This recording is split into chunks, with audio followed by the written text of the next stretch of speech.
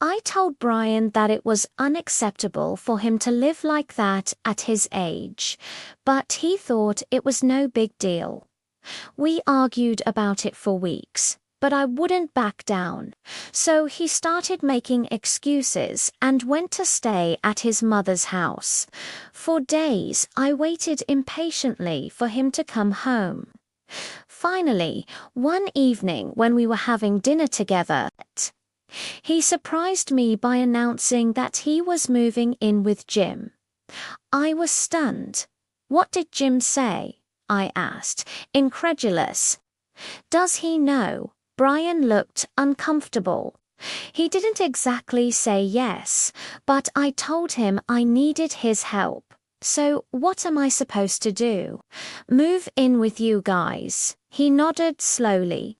I felt betrayed and furious. Did he really think I would accept living with his son under the same roof? I threw the food on the floor and screamed at him. "You're a grown man.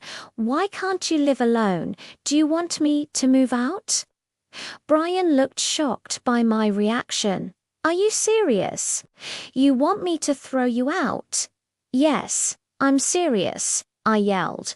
"Do it then." And he did. He packed a suitcase and kicked me out of our own house while his son watched with amusement. The next day, I took Brian to court for divorce, and he lost. He had to sell the house and divide the money between me and Jim. In the end, he received far less than he expected, but all of that was just the beginning. When I got back to work, everyone at the office gave me strange looks. It turned out Brian had already been there spreading lies about me, saying I had left him for his son. Some of my co-workers even believed it. I was stunned. How could he say something so absurd and have people believe it? What kind of person does that make him? However, I wasn't going to let his lies ruin my reputation, so I decided to sue him for defamation. The lawsuit was a success and Brian had to pay me a large sum, but that still wasn't enough. All the time I spent thinking about Brian and what he'd done, I realized that I never loved him. Our marriage was a mistake, and I wanted to move on.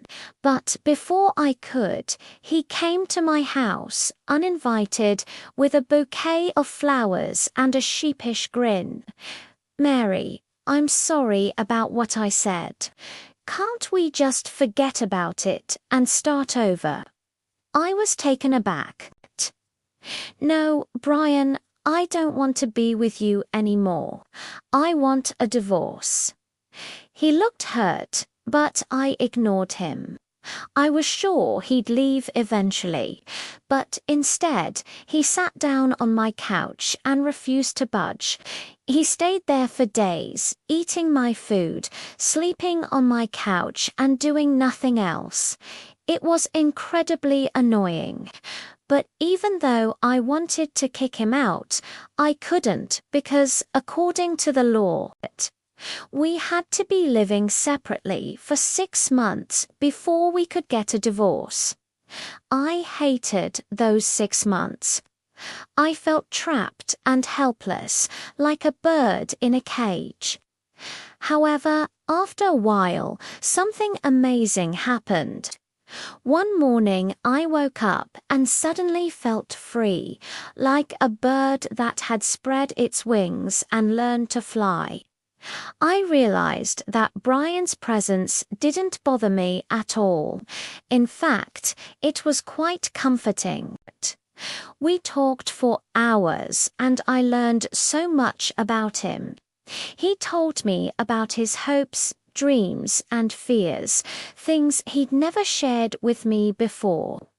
For the first time, I truly felt like we were connecting on a deeper level. I learned that he wasn't the monster I thought he was. But despite this new understanding, I still wanted a divorce. So when the 6 months were finally up, I went to court. That's when Brian made a stunning announcement. "I don't want a divorce," he said, surprising us both. "I want to stay with Mary." All these years, he'd never once mentioned wanting to stay with me. I was taken aback and asked, "But why? We haven't been together for almost a year."